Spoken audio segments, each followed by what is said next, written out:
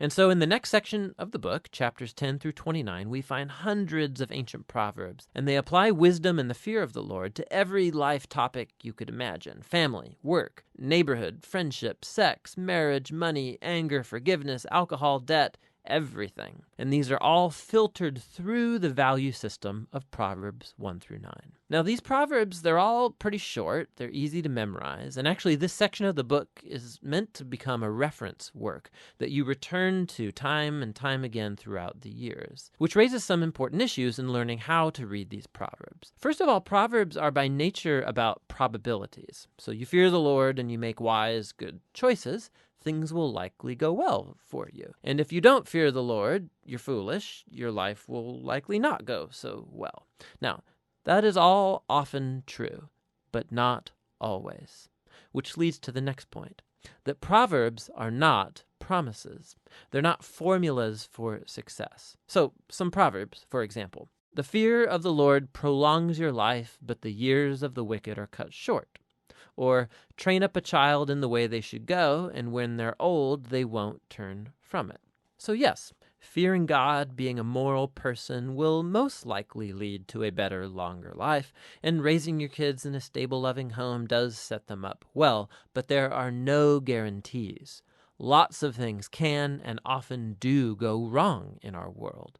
And so lastly, Proverbs by nature focus on the general rule, but not the exceptions, which are many. And the wisdom books actually aren't ignorant of that.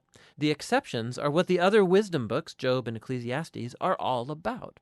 And together, these acknowledge that life is too complex for simple formulas, which is why we need all of the wisdom books together to get the bigger picture. This all leads to the final section of the book, two large collections of poems. First, poems from a man named Agur, who begins by acknowledging his own ignorance and folly and his great need for God's wisdom. And then Agur discovers that divine wisdom has been given to him in the scriptures, which teach him how to live well. And so Agur is put before us as like a model reader of the book of Proverbs, somebody who's always open to hearing God's wisdom through the scriptures. The final poems are connected to a man named Lemuel. He's a non-Israelite king, and he passes on the wisdom that was given to him by his mom. It's guidance for being a wise and just leader. And then the final poem is an acrostic or an alphabet poem where each line begins with a new letter of the Hebrew alphabet. And the entire poem's about the woman of noble character.